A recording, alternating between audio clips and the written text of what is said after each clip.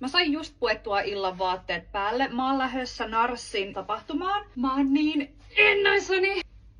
Mä oon aina mieltänyt Narssin brändinä silleen tosi tumma, seksikäs, mut simppeli. Joten mä halusin vähän niinku mennä siihen vipaan tänään. Sen takia mulla on tämmönen yksinkertainen olkaimeton mekko. Mustat sukkikset. Mustat stiletot.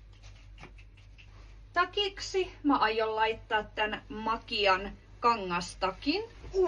Mulla ei ole varmaan eläessäni ollut näin paljon lakkaa hiuksissa, mitä mulla on tällä hetkellä. Sitten laukkuna mulla on tämmönen ikivanha, siis onkohan mä ostanut tämän lukioikäisenä Zarasta.